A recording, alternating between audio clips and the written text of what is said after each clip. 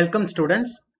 In this video, we will be discussing about the next control flow statement called as for loop. Okay, so coming to for loop, first of all, we will understand the necessity of for loop. Why do we require for loop and when we require not for loop, just not just for loop, when do we actually require loop, the concept of loop, right? So already we have a main method. Let me write one more method, public static void. Okay, I think I'll just take return type as double. Actually, let me take return type as double, and the function that I'm going to write is calculate interest. Calculate interest. So this calculate interest method will be taking two argument, double argument, and first argument is amount, second argument is the interest rate. So second one is double and it is like interest rate. It is interest rate, right? So inside this method, we will have to return amount multiplied by interest rate. Okay, amount multiplied by interest rate divided by 100. So interest rate divided by 100, the resultant value will be multiplied with amount based on the operator precedence that we have already seen, because parenthesis having utmost priority. So first precedence given to interest rate divided by 100, and then only it is given to multiplication, right? So this is the method that we are writing to just simply calculate the particular interest for a given amount, and also the interest rate is also given, like amount 10,000 3% interest, 10,000 4% interest. Okay, so you might require for different interest rate, you might require to do it, do the process. So let me call, see here, let me just first of all do system.out.println of, we are going to just print that for the rate of 10,000, for the price of 10,000, and at 2% interest, is equal to, what is the total value of what is going to be the interest now. So interest rate is actually 2%, interest percentage 2%, amount is 10,000, and the resultant answer will be, I'll be calling calculate interest, and I'll be passing amount. Instead of amount, I will be passing 10,000, and instead of interest, I will be passing just interest rate, I will be passing 2, because 2%. So when I call this method calculate interest of 10,000 comma 2, it will enter inside and it will calculate the amount, and that amount will be returned. Okay, interest.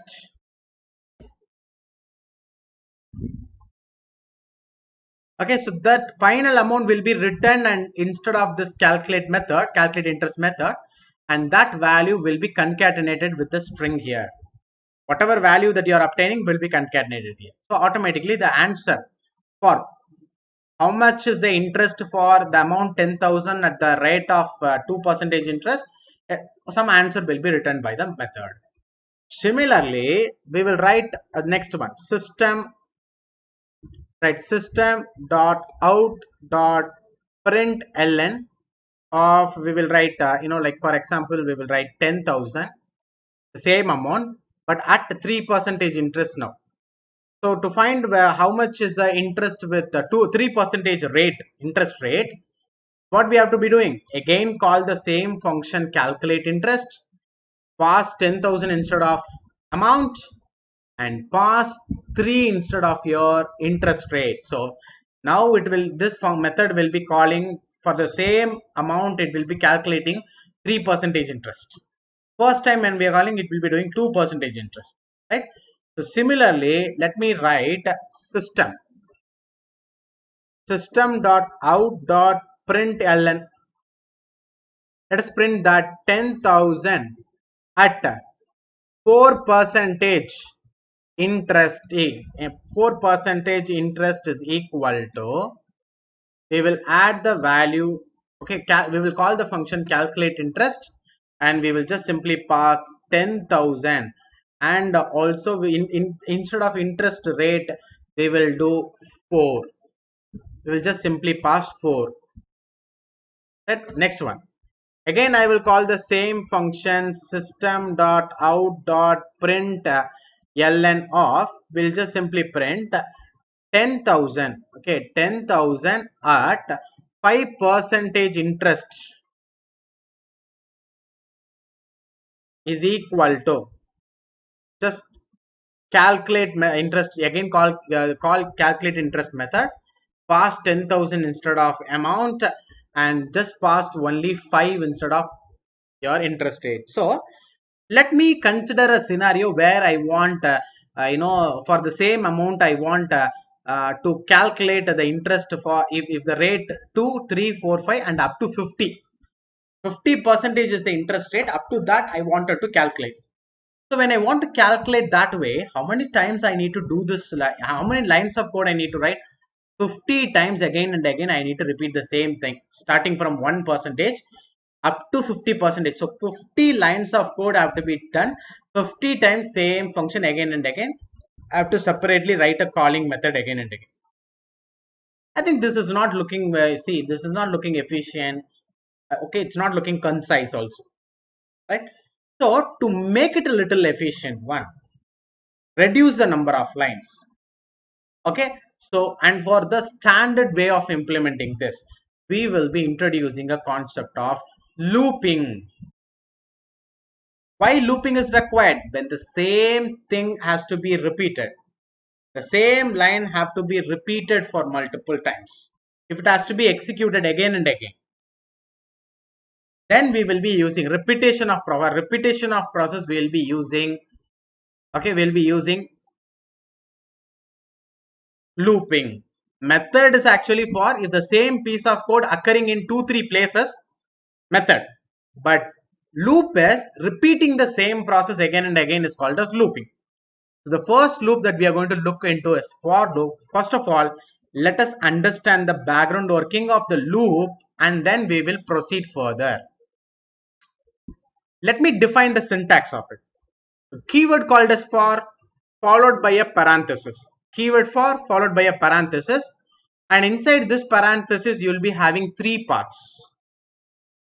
First part, I'll tell you what is the first part, and then we have second part, and also we have third part. So there are 3 parts available inside the parenthesis, and there exists fourth part, and for that fourth part is the body of the loop, which is the block, open curly braces and close curly braces. So this block is actually called as, this part is actually called as fourth part. So how many part is totally available? 4 part is available. Part 1, part 2, part 3, and part 4 is the body part. Now what is this first part is for? First part is for, okay, first part is actually for initializing a value, starting point, initializing a value, or otherwise we can say, okay, starting point. So first part is going to be initialization, or otherwise it can be also called a starting point of some process, starting point of some process. Okay, what is second part? Second part is actually a part used for giving condition. The second part is actually a condition part. Second part is actually condition part. This is usually used to specify the end point of the process. So initialization is starting point of the process, and now second part is ending point of the process, end point. This is initialization otherwise, and also conditional part. So with the condition only we will end the process, right? Fine. Coming to third part, third part is the in what speed that you are going to do the process, also it can be called as increment or decrement part, generally increment or decrement part. And also what I say is that this is actually a information where you have to say with what speed, okay, with what speed the process is going on, with what speed the process is going on, either Okay, that we will see. I'll tell you. We will explain by taking an example. Okay, so with what speed the process is going on, but generally people say that increment or decrement part. Okay, but generally in the but only not only increment and decrement can be done here. You know already increment operator, decrement. Only increment and decrement can will not happen. Also other statement will also take place. But the generally when you have to use for loop and the standard means the third part should have either increment or decrement. Okay, so for example we will take an example. Okay, we will just specify example. Okay, where the example is going to be for first we have to initialize, right? Initialize is take a variable called I underscore loop, a variable we are taking, and we are initializing it to some value. So we are just starting. We are providing a starting point. So 0 is the starting point of the process. Then let me consider up to 50, exactly 50 I need to reach. So endpoint of the process is 50. So I can say I less than or equal to 50, which means that it is not I underscore loop. So I should start from 0, and I loop can be, can go up to 50 exactly. Starting point 0, ending point is 50. So this part is called as condition, because we are writing a condition. So some variable have to be less than, greater than, or equal to, or not equal to, any kind of condition that we can provide here to mention the endpoint, to specify the endpoint. Then the third part, from I to 50, that is from 0 to 50, you have to move, you have to travel. How? Either one by one, or from 0 directly you will jump to 2, or from 0 you will be directly jumping to 5 or 10. Based on that, do you want to go step by step? 0, 1, 2, 3, 4, 5. Do you want to go like that? If you want to go like that, then take that loop variable I underscore loop and increment it. What incrementation will do? It will increment the value of the I loop by 1, every time 1. Okay, so we are starting the process from 0 position, reaching up to 50, and we are also moving one step ahead, 0, 1, 2, 3, right? Fine. Then comes the body part. Inside the body part, I will be writing a system dot out. Okay, system dot out dot print ln of. System.out.println of, we can just simply print the value of, okay, we will just simply print that loop value. Okay, loop value is equal to, we will just simply print the I loop value, I underscore loop. Then we'll close the block, right?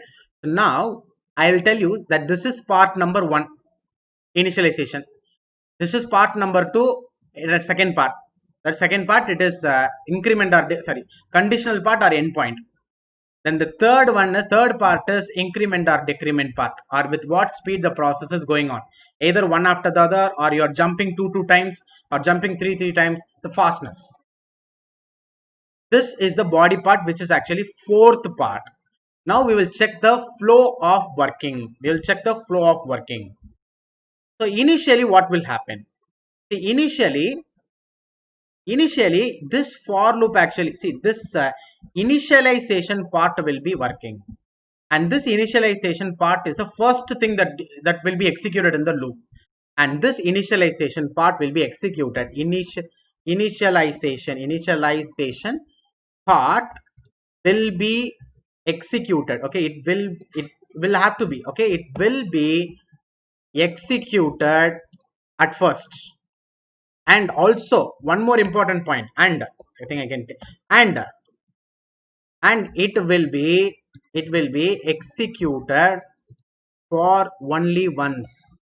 It is the first thing that to be, see, this is the first thing to be executed.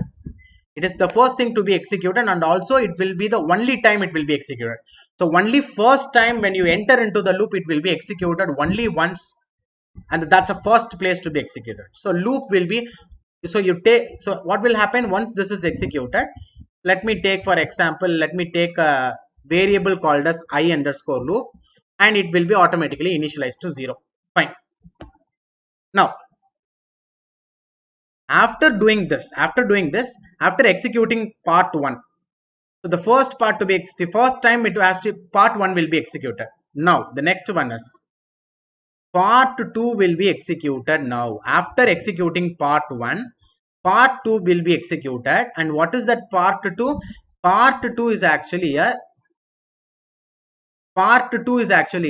condition part. So condition, so whatever I value that you have initialized, that value will be checked whether it is actually fitting the condition, less than or equal, see, equal to, not equal to, greater than equal to, whatever the condition is, it will check whatever initialized value is perfectly inside the range. It's a condition part. Okay, suppose if the condition part, if it is evaluated to, true, suppose if the condition part is evaluated to true, then the next part to be executed.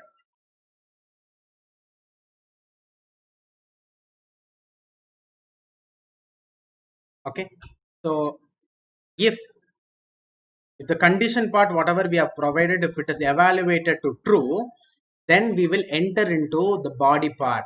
So the next thing that is going to be executed as the third thing executed is going to be body part.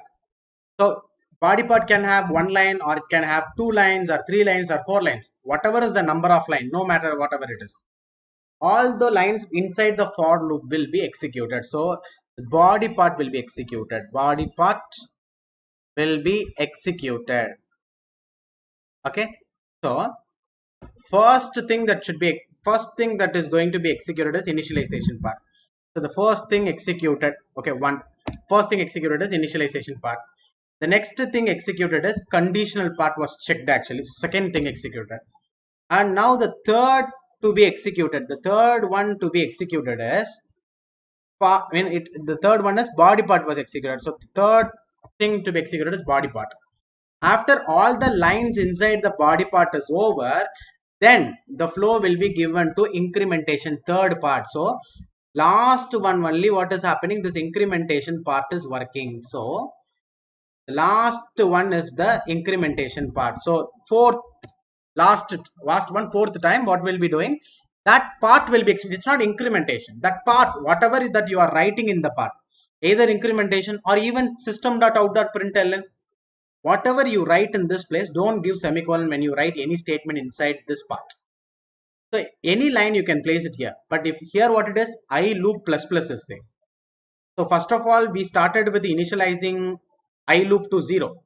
Then we checked whether that present I loop variable is less than or equal to 50. Yes, entered inside, and we printed the present value of loop, which is 0. So first of all we'll be printing 0. Next, after executing all the lines of body part, we will now move to the next one, incrementation. So the fourth point to be executed is actually the increment or decrement part will be executed. So when the increment or decrement part is executed, I think the I loop value will change actually. The I loop value will change and it will become 1. So I underscore loop is actually equal to 1. After incrementation, after the fourth process, where the process will move, it will actually move to again condition. So after finishing increment or decrement, it will again, after changing the value. So whenever the value of the variable, loop variable is changing, this variable is called as loop variable. So whenever the value of loop variable is changed because of this increment or decrement, after increment or decrement, it will move to condition part. So the condition is I loop less than or equal to 50, 1 less than or equal to 50. Is that true? Yes, 1 is less than or equal to true, 50 condition is true. So again what we will do, you will enter inside, but again this initialization part will not work. So first initialization part, second condition, third body part, fourth increment or decrement, fifth is again condition, sixth is again body part, 7 increment, 8 condition, 9 body part, 10 increment, 11 condition again. So after only first time it is like different. After completing a first cycle, it is again the loop. Actually, loop will run between incrementation, condition, body part.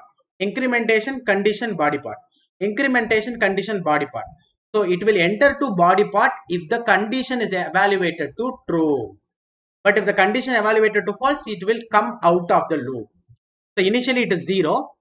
0 will be printed, incremented to become 1. 1 is again condition fine, enter, print 1, then increment I loop, so it become 2, then you check for condition. So you keep on printing again and again from 0 up to 50. After printing 50, go to increment, it will become 51, then come to condition, 51 will not be less than or equal to 50, condition false, so I will come out. So what this loop will be doing? It will be printing all the I loop variable values from 0 up to 50. I think hope you understand how this loop is actually getting executed, right? I will just simply give we will just implement this, and we will we will try it out with. Okay, fine.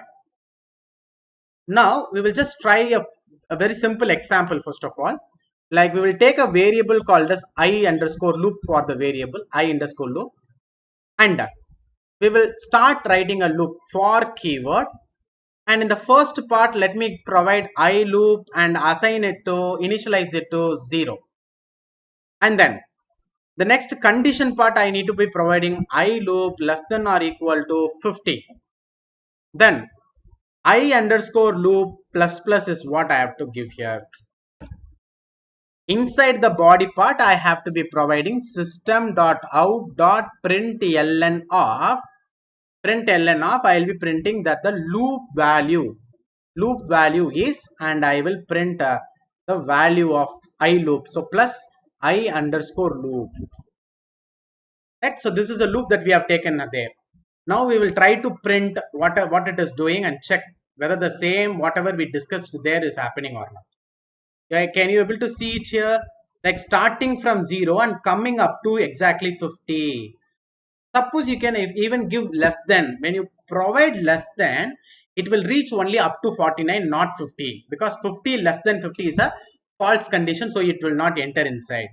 So for the same thing, we will, yes, you can see that loop value is coming up to 49 only, right? So the same loop we will take, and we will the same thing we will do here for calculate interest also.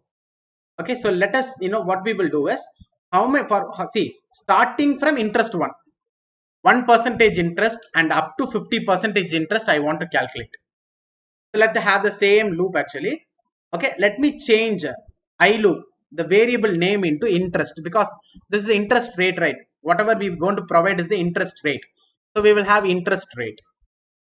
Variable name is interest rate. So let us take the variable name as interest. Always have a name. Always name a variable. Always name a variable with like with related words. Okay. So I interest rate is starting from 1, and interest rate we will be coming up to 50, and interest rate 1 by 1 we will be incrementing. Interest rate will be incrementing 1 by 1. And inside this, I'll just copy one of this printing statement, and I will give it inside here. I will give it inside here. Now here 10,000 is constant amount that I'm having at, but percentage is going to change now. So plus, okay, I'll just close that and plus, okay, plus, what is the interest rate? Interest rate is available in the variable name interest rate. So interest rate, and then plus, then the string percentage interest, then equal to, then it is equal to plus calculate interest. I am calling 10,000, but instead of interest rate, hereafter we can pass the loop variable interest rate. What will happen now? This loop will start with 1, initialize 1, check 1 is less than or equal to 50. If this condition evaluates to true, enter inside, and instead of interest rate, what is the present value? 1. So instead of interest rate, you will pass 1, calculate interest will be called, and the respective interest will be calculated. Then incrementation will happen, interest rate will be 2. 2 is less than or equal to 50. I enter inside. I will call the same function pass interest rate to. This will keep on be happening up to your interest rate becomes 50. And interest rate becomes 51, then the condition becomes false and comes out of for loop. Okay, we will just take all these things out and we will check whether the loop is now presently printing, okay, the required information. So we'll just print on, okay, can you able to see it here? 10,000, 1 percentage, 200, 300, 400, 7 percentage, 800, 900. So it is keep on see finding all the thing up to 50 percentage, right? So now the introduction of for statement, I think it is very clear, and how many parts available, and each and every part, first part which has to be executed, second which has to be executed, third which has to be executed, line by line I have shown you, and also we have seen one simple example. And in the further videos we will start discussing about a few problems that can be solved with the help of loop. Okay, fine. Thank you, students. Thank you.